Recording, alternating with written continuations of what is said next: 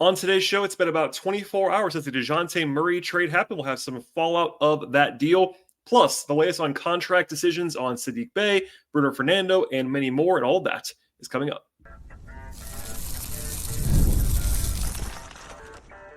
You are Locked On Hawks, your daily Atlanta Hawks podcast, part of the Locked On Podcast Network. Your team every day. Hello, friends. Welcome to episode 1754 of the Locked On Hawks podcast. I am your host, Brad Rowland, coming to you on a Saturday evening into Sunday morning. And today's podcast is brought by the folks at FanDuel Sportsbook. This summer, FanDuel is looking to hook up all of us. Yes, all customers with a boost our bonus every single day. That's right, something for everyone every day, all summer long. And the place to go is FanDuel.com/lockedon to get started. I also want to encourage you at the top of the podcast, as I always would, to make us your first listen each and every day. Please go ahead and subscribe to Locked On Hawks anywhere you might find podcasts.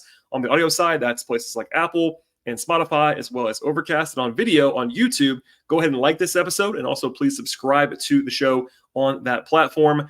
And this is a rare Saturday night recording because there's just too much going on in Hawks land right now. I can't really wait until Sunday night like I might normally, because NBA free agency opens at 6 p.m. Eastern time on Sunday.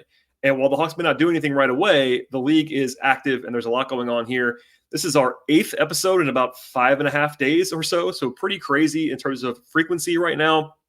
If you missed anything at all, I recommend checking out all of those previous shows, including and especially the emergency podcast on Friday evening about the Dejounte Murray trade. That was a crazy one to cover, and we'll do more of that on this show. Later on in this podcast, I'll touch on the roster decisions around Saddiq Bey, Bruno Fernando, Vit Krejci, etc. today, plus a little bit of a laying the groundwork or so from the free agency standpoint, because again, free agency opens in less than 24 hours as I'm recording this podcast. But first, I got a ton of questions about the Murray trade, so I want to answer a few of those at the top of the podcast. As a note, it's not going to be comprehensive. There is too much to talk about with that deal. I talked about it for like 35 minutes on my own on Friday night. There is more to come, and I promise you'll be talking about that, the fallout from that, and Daniels and Nance and what Murray's looking like a lot in the future. But number one, listen to that show that I did on Friday night, and also number two, a good chance here to hit on some more stuff with your questions from the listener. So we'll dive in right now. The first question comes from Jared, who says, I trust your analysis, but I don't understand how this is a good deal for the Hawks when they got less than they traded for DJ. First, I recommend listening to that show, of course, but my broad take, if you did not hear that podcast, was that I thought it was a pretty good trade for the Hawks. Not a grand slam, but a pretty good one, and a deal that I would have done if it was my best offer available. As for Jared's question, he's not alone in this thought process. I've gotten that a lot on Twitter, on YouTube, etc. But what I would say is that the cost of the first trade is not actually relevant to what the Hawks had to do here 2 years later. I understand why that's the comparison. I really do. But it's kind of a classic sunk cost fallacy thing where you kind of think about what you traded. It doesn't actually matter anymore. That deal happened. It was executed. The Hawks overpaid, yes. As I even said then, like I of course liked the trade more when it happened than I would say that I liked it now. But I was not super high on the deal when it happened because I thought the Hawks just kind of overpaid a little bit, or at least maybe a lot of it in that deal. And honestly, it looks worse now because not that Murray played badly individually, but the theory of the case didn't work out about his defense in particular. And also it was a win now move, like clearly a win now move. And if anything, they performed as a team worse in the next 2 years than they did in the previous years. That's a tough thing to swallow when you trade future assets. So anyway, just because you traded those picks and a swap for Murray 2 years ago does not mean you're going to get that same amount back. In fact, I would have guessed they never were going to be able to get that much back. And of course, they didn't. Now, I do understand people preferring a more finished product, like, for instance, Brandon Ingram is probably the name that I've heard the most. I'm not criticizing that. I did a podcast a few weeks and months ago where I said I would have understood definitely a Murray for Ingram swap. I would have been interested in that. It wouldn't have been a grand slam either, but I like the fit potentially of that as a guy who's bigger, et cetera, et cetera. But the cost of the first trade is in the past. I hope the Hawks didn't think about that at all. It's just PR at this point. There's actually nothing else going on there. The capital was spent. How do you want to put that? But once it was fairly clear to me and to the Hawks, I think, that they were kind of just deciding to split up their guards and move on in some direction, you have to make the best deal that you could possibly make. That's kind of the charge to Landry Fields, was to make the best deal that he could make post that decision to split them up. They did that. I think it was a solid move, and I'll leave it there for now. But I do understand, and I knew it was going to happen before I even recorded the podcast on Friday. There's a large split reaction, and look, that's kind of the nature of the beast with a deal that I said, as someone who liked it, It's not a grand slam. So there were always going to be opinions on opposite sides. What I don't think is fair, and I'll just say this, obviously I like the deal more than a lot of people did, but the nature of the online discussion in particular, but the nature of like people thinking the Hawks got fleeced is a very silly construct. That just didn't happen. You could also argue the same way the other way. This is going to be a crazy thought, I know. I would argue that both teams did a pretty good job in that trade. I know it's not allowed on the internet. You can't have that level-headed approach, but I actually think I like it for both teams. I'm not a Pelicans podcast, so I'll leave it there for now on their side, but I actually liked it for them too. So, yeah, there you go. All right, the next one. I'm not even going to choose a single question because I got it from like 10 different people, I would say, but it's basically asking who the starting shooting guard would be on opening night if this was the roster right now for the Hawks. One thing I always say, and I'll apologize to the everyday listeners who heard this all the time, I am not as interested in starting lineups as most people are. I understand that. They do matter on some level. I care more about who closes and how many minutes guys play than starting lineups. There's just an overemphasis in my mind on that topic. But I understand it's an interesting thing to talk about. So here we are. For one thing, the roster might change. So keep that in mind. But I'll say this. People have seemingly forgot about Bogey for whatever reason. I saw a lot of like lineup tweets and lineup comments on YouTube, and no one was listing Bogey, which I find strange because Bogey, yes, he's been in a six-man role quite a bit when possible, but I firmly believe, and I said this a lot in March, April, etc., he was the best bench player in the league this last year, in my opinion. At the very least, top 5 on that list. And while that means he was coming off the bench, he is very obviously a starting caliber shooting guard. I think he's probably a top 20 shooting guard in the league right now, conservatively, given the way he has played the last couple of years. He's been durable in recent days, knock on wood. So if they want to do that, it would be obviously pretty logical. Nothing weird about that whatsoever because Bogey is a starter as far as like his caliber. Now, if they don't want to start Bogey next to Trey, I do get that because the defense and all that stuff. They have other options. Those options would basically be Daniels, who they just acquired, Kobe Buffkin, who I think is probably going to be the backup point guard, so a little bit of tricky stuff there, and then maybe even Ricochet in certain lineups at the 2. I think he's more of a 3, but Ricochet is someone who can shoot like a shooting guard and also defend guards potentially in the future. So I'm going to go short on this right now and just say that like it's a big TBD. If you ask me who the best 2 on the team is right now, it is Bogey by a pretty wide margin. But Daniel's defense would be very appealing. Let's just say, obviously, I think there are essentially 2 guys on the team right now, 2 guys and only 2 guys who are guaranteed to start opening night if they're healthy, and it's Trae Young and Jalen Johnson. The other 3 spots are somewhat fluid. I think you'd probably see either Okongwu or Capella with his current roster. You would see either Hunter or Ricochet, if not both. But there's some fluidity there. I think it's going to be Trey, Jalen, and we'll see after that. And also, we can throw in, as we get into later on, Garrison Mathews is still around. I'm not saying he's going to start, just another guy on the radar for the Hawks who they trust. So, next question comes from Mason, who says, this is kind of a funny one. So, ... what does this all mean for Trae Young? That was the whole question. Thank you, Mason, for asking the question. I'll start here. I won't say that there's a 0% chance that he's traded, because I know they've at least taken calls on Trae in the last couple of months. But as I said before, I think the Godfather offer that would kind of have to be there for Trae is not there right now that I can find that anybody's talked about around the league so far. I think also there's this idea that I've had, many have had in the past about surrounding Trae Young with wing defenders and size and shooting. That's coming together a little bit right now, especially with the defensive side of the floor with Daniels, even Ricochet, Jalen Johnson, Hunter still on the team, good defender, etc. So I'm fairly confident he's sticking around, at least short term. I wouldn't say 100%, but I'm pretty confident in that at this point in time. I still think personally that he's undervalued in league-wide discussions, but that's for another day. Also, by the way, on the court, the Hawks have been pretty darn good with Trae on the floor and no Dejounte the last couple of years, and pretty good before that. Obviously, they needed to make a move to support Trae with the number 2 option. And right now, yes, it's fair to say they don't have a great number 2. I know Jalen might be that this year, etc. But they've always been pretty good with Trae on the court, basically, as long as he's been there. At any rate, I think that he'll be surrounded by interesting lineups. I think that they've had big success. Like I know I had somebody in my mentions pull this number and I confirmed it. But according to play-by-play stats, Trae on and Dejounte off the last 2 years, Trae has averaged about 29 and 11 per 75 possessions, which is about a game's worth of possessions on about 60% true shooting. And the Hawks have a +4 net rating in those minutes. So like, it's not like the Hawks are going to crater. The idea that the Hawks are going to crater without Dejounte is, I don't really believe that.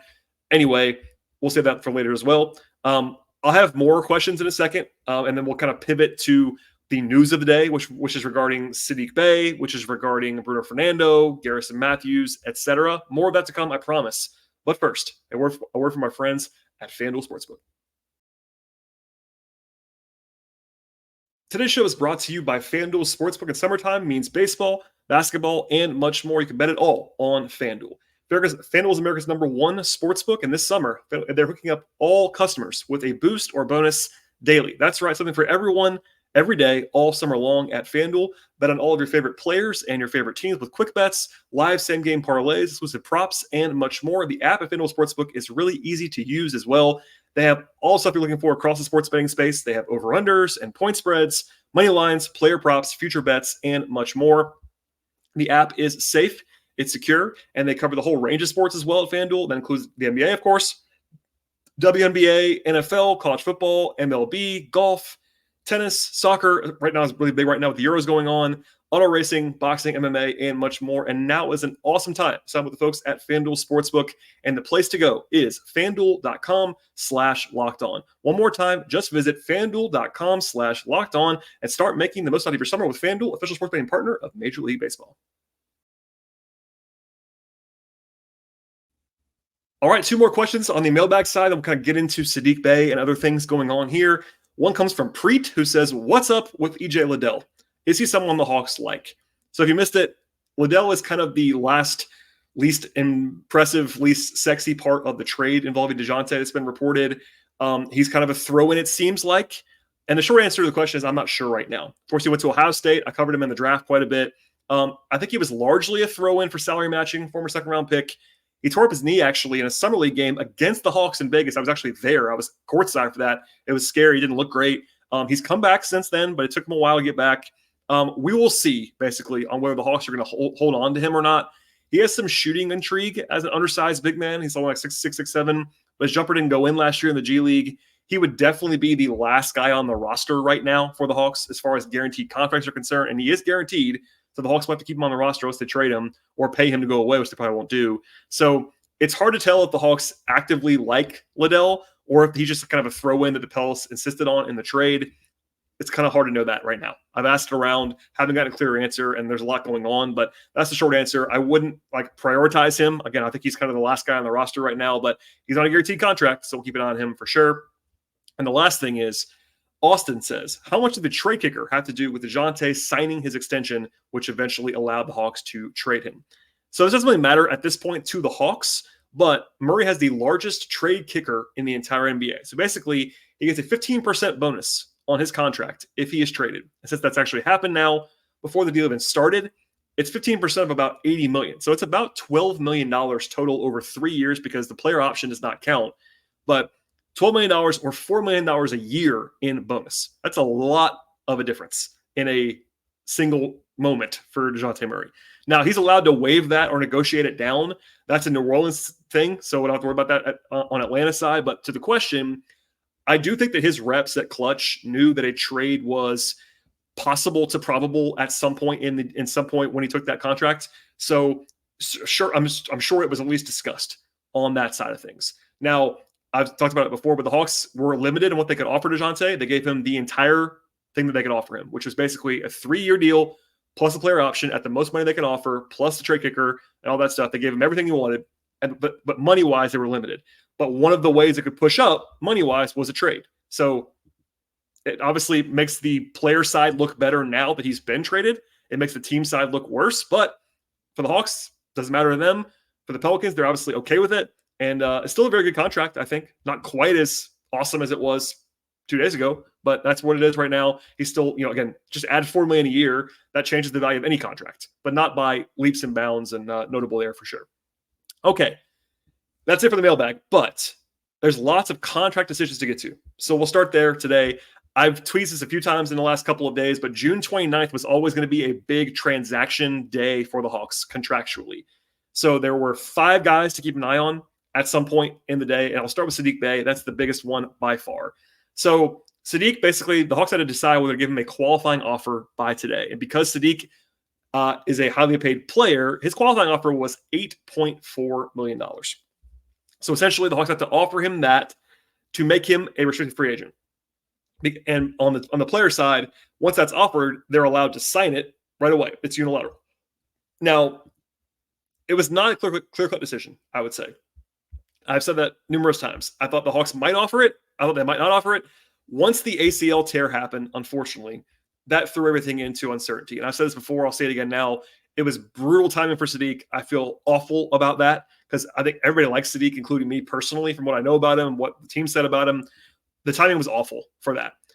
Before the ACL tear, yes, he was struggling this year for the Hawks, but he's still a rotation level player, like at the very least. And I think it would have been an absolute no-brainer to offer the qualifying offer to Saddiq. That was going to happen before the injury, unfortunately for him. Now, all that said, he's going to be out for a little while, which is going to hamper his market, and that's why we're here, basically. But crucially, not offering the qualifying offer does not mean that he's gone from Atlanta. He could leave, but in fact, he still very much could return. So I saw some people that are kind of like misreading this or misappropriating it. He's not gone for sure by any means. He could still sign. Now, the big change is that he's going to be unrestricted now. So he can sign anywhere he wants to as of 6 p.m. on Sunday. And the Hawks no longer have match rights. That's the difference. The Hawks just can't just sit back and wait for Saddiq to bring them an offer sheet. If he signs somewhere else, he's gone. But the Hawks do have Saddiq's bird rights. So they can still sign him for any number up to the max if they agree. Obviously, they won't do that.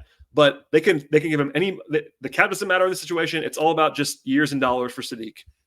Obviously, he's not going to get a massive deal at this point. But if the Hawks liked him enough a year and a half ago to trade for him, and they did, I know he had a rough year, but he's still a rotation level forward. Quinn Snyder likes Saddiq quite a bit. That matters on some level. And teams tend to want to retain their solid players if they can for a reasonable price. With that said, that price is really up for debate. I've asked people around the league what they think Saddiq might get, and the range is incredibly wide because of the injury. He might miss this entire next season. I'm not sure he's going to play at all. And if he does, it'll probably be like in March or April. So what does that cost you? What does that mean for the team? If you're going to sign to a one-year deal, it doesn't really do anything for you. If you can get a discount for multiple years, obviously you would like that. So the Hawks, as I've heard, the Hawks were still talking to Saddiq even as of today. I don't know if it's active right now, but it will not stun me if he's still back in Atlanta, but it will be for a modest cost, I think. And I'm okay with them not offering the qualifying offer because $8.5 million for this year only. If the threat is Saddiq signs that qualifying offer and he can't play, and then he actually goes out and at the end of that, just to throw this out there, if you sign a qualifying offer, you then become unrestricted the next year. So there was always the risk of you present it, he signs it, he can't play most of the year, and then he leaves again. And that was obviously not be great for the Hawks. So anyway, that's where we are right now. We'll have more of that, but he can talk to anybody he wants to as of Sunday, along with the other free agents around the league. The other one that I would say was truly up in the air coming into the day was Bruno Fernando. And, spoiler alert, it is still up in the air as I'm recording this at about 9:30 or so p.m. Eastern time on Saturday night. To set it out for you, Bruno's contract has 2 years left, but this year is coming up, is non-guaranteed for about $2.7 million. Barely over the minimum, but slightly over the minimum for his 5-year service time. It's also non-guaranteed for the last year, which is 25-26, at about $3 million-ish. I was told by a reliable source about an hour ago, and I said this on Twitter already, I reported it, but the two sides have agreed to push back the guarantee until sometime in July. Now, I'd like to know what the date is. At this moment in time, as I'm recording this, I don't know what the exact date is. At the very least, it is pushed back a few days into the month of July. I may know more by the time I post this, but we'll see. As I'm recording this now, the date's been pushed back to July, and that's a very fresh thing. They had to decide by today, and they did as of 9 o'clock or so tonight. Diehards might remember this, but a year ago, the exact same thing happened with Bruno. He was non-guaranteed, and they agreed to push the date back at that point to July 10th last year, which is about similar to what could be this year. And of course, they ended up keeping him at that point in time. Of course, when I said this on Twitter and reported it, there was speculation as to why the Hawks might do this. It's not always cut and dry on why things happen. Obviously, the Hawks have some interest in keeping Bruno, or they would have just waived him today. At the same time, they didn't just keep him and guarantee him. So using that logic, there is a chance they waive him and a chance they keep him at this point in time. Right now, Bruno is the fourth center on a team. And that's a lot of teams don't carry four centers. Now, there is still a chance, as we'll get into later on in the podcast, probably a little bit more, that they make a move at center. involving one of these guys, whether it's Capella, Okongwu, Nance, or even Bruno. They can trade him if they want to. But he's cheap. Everybody loves Bruno, and I think that he is a perfectly fine third center, probably a pretty good third center. If he's your backup, you're not thrilled. Third guy, it's fine. I've said that many times. So it could be that they're hoping or potentially going to trade Capella, Nance, Okongwu could even be traded. I'm not going to rule that out. So there are machinations happening here to the point where they mutually agreed. And look, this has to be a two-sided thing. So if the Hawks went to Bruno and said, we want to push it back, and Bruno said no, the Hawks would have probably just cut him. And then Bruno would have been a free agent, which he might have preferred. I don't know. But they came together, they pushed it back. And while I don't have a smoking gun here, certainly is not a huge leap to think that the Hawks are at least thinking about trading one of their centers. And if they do that, they might want Bruno around for a third center to provide some depth. And again, everyone likes him, which probably helps on the margins. All right. More to come in a second on Garrison Mathews, Vit Krejci, and more. But first, a word from our partners on today's podcast.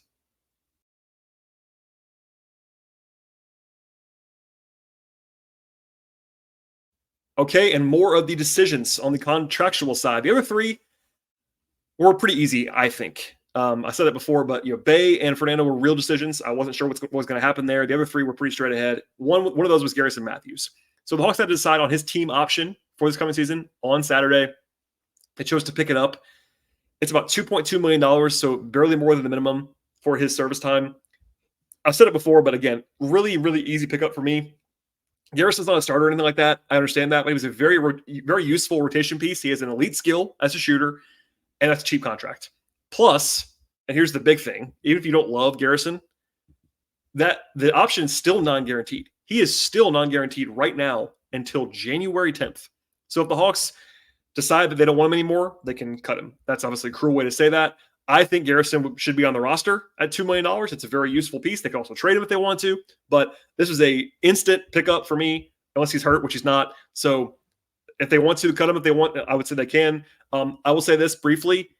I think he'll play less this year than last year because of all the injuries that happened last year. And I think with Bufkin hopefully healthy, with Ricochet there, with Daniels there, Bogey, of course, he'll play less, I think. But the fact that he's able to play as like a 10th man and be very, very reasonable and be able to shoot the ball in particular is useful. And by the way, if they want to extend him, which is not, I'm not expecting it, but they could for a cheap deal, they could do that as of July 6th. I'm not sure where they are as far as how much interest there is on both sides, but notable there that they could do that if they wanted to. Seth Lundy, it was reported yesterday by Mike Scotto, who I am good friends with over at Hoops Hype. Mike does a great job. The Hawks offered Lundy his qualifying offer. That was expected. He finished the year on a two-way contract, so his qualifying offer is just another two-way.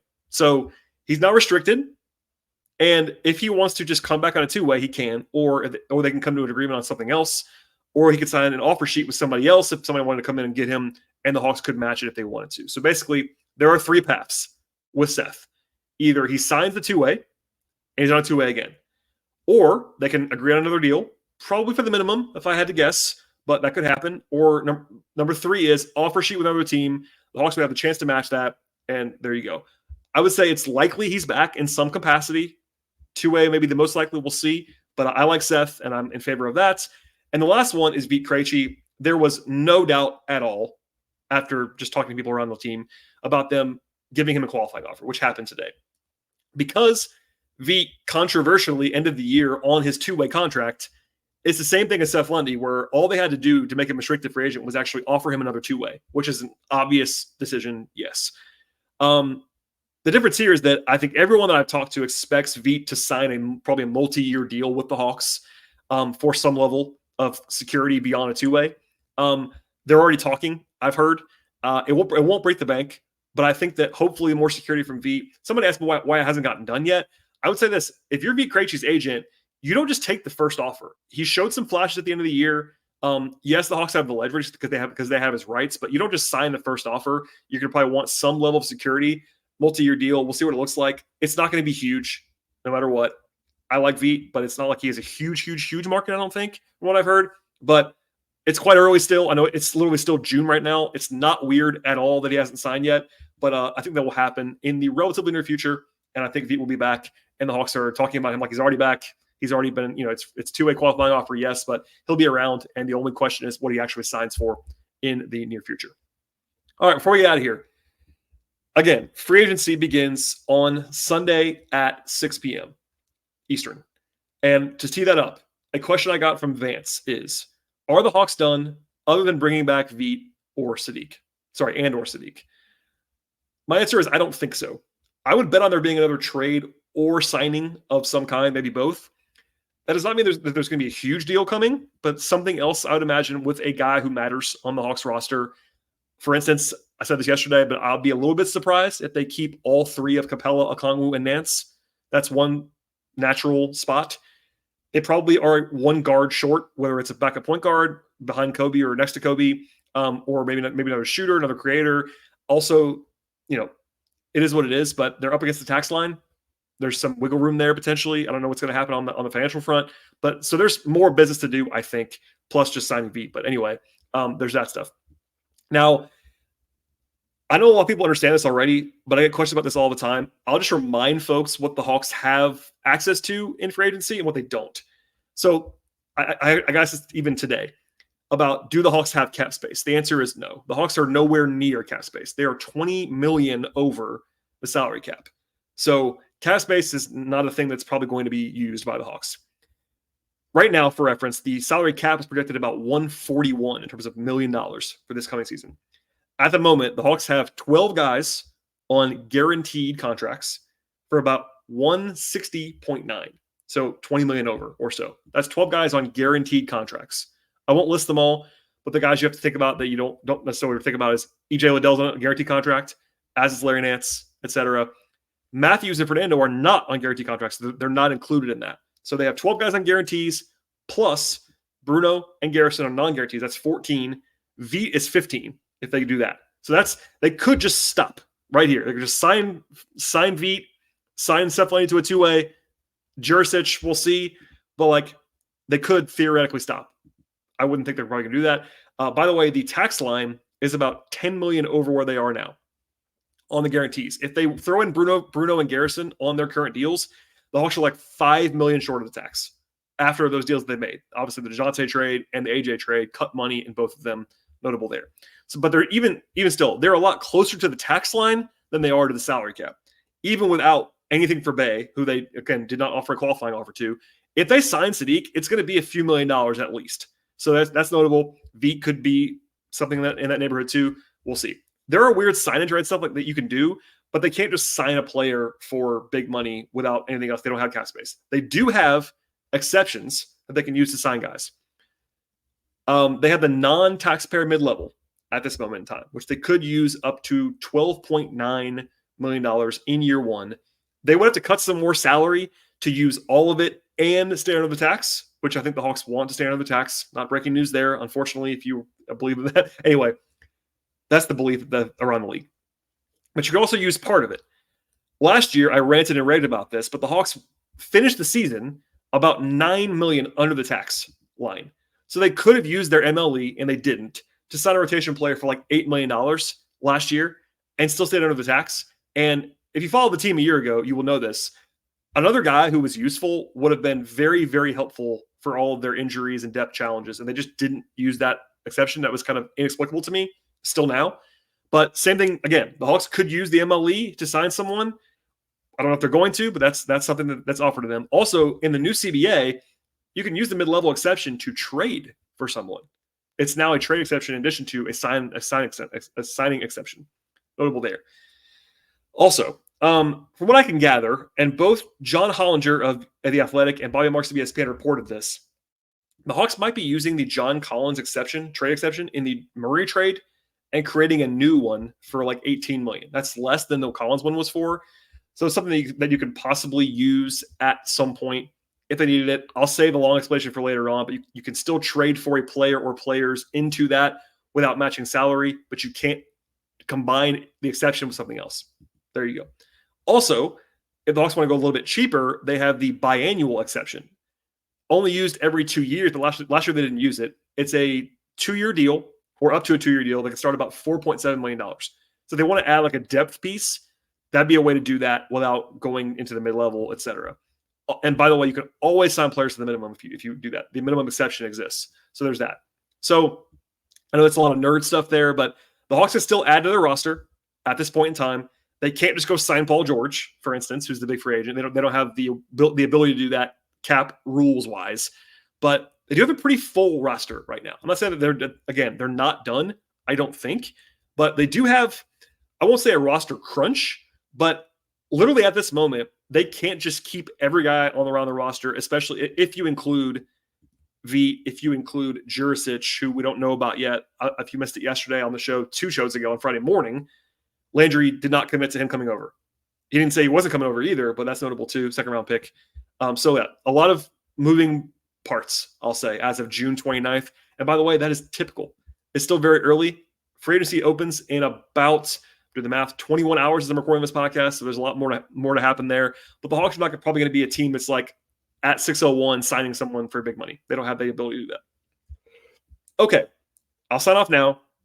But here's what it could look like for the Hawks in the next few days, free agency-wise. I would say the trade option is very possible. I think they're more likely to make a trade involving a key piece than they are to sign a key free agent. But we'll see. Let's just say, hypothetically, if they were to trade Hunter or they were to trade Clint and save real money, or if they were to trade Larry Nance for no money back, they could then turn around and use the mid-level on a player in free agency. That's a very possible sequence of events. Without going into the text, which is notable too. But like I said, also, as far as like guys to target, I'll save my here's a list of players thing for them to target. But what I'll say this is they can and should go try to find as much shooting as possible. Wing depth is never a bad thing to have. I think another shot creator in general, maybe a 3rd point guard to complement Kobe, who's kind of more of a 1, but can play a little bit of 2, like a veteran, maybe kind of boring point guard. I know Andrew Kelly threw out Monty Morris. I wouldn't mind that. Somebody like in that mold, somebody could dribble the ball, I would say. And then we'll see TBD on the center spot, obviously, at this point in time, with those 4 guys still in play, the 3 prominent guys plus Bruno. So a lot of work to do. Hopefully that was an instructive podcast on a Saturday night into Sunday. I will have more. I will not commit to doing a show tomorrow night because I'm not sure what's going to happen. If the Hawks do nothing tomorrow, I'll probably take the night off because I've been doing a show or 2 every day. But I will have more content this week. I can assure you that. Probably some guests to talk about what's going on, what's already happened, what's going to happen in the future. Summer League stuff. As if you missed it on yesterday's show, I talked about the Summer League schedule. That is, we are less than 2 weeks away from the Hawks opening up in Vegas, and I'll be there for that. So we don't slow down at all for a little while here on the Locked On Hawks podcast. So please go ahead, I should say, and subscribe to the show. If you're watching on YouTube, go ahead and like this episode. I very much appreciate that. And please subscribe to the podcast across the board. If you're an audio listener, thank you for doing that as well. And by the way, you can be both. It'd be the best possible way to support the show is to subscribe on multiple platforms and download, etc. But Apple, Spotify, Overcast. You can also follow the show on Twitter /X at Locked On Hawks. You can find me there as well at BT Rowland. I also write about the Hawks on a regular basis at patreon.com/BT Rowland. Thanks for listening, everybody. I very much appreciate it. We'll see you probably on Sunday or Monday. We'll see. Stay tuned for that. Enjoy the rest of your weekend. We'll see you all next time.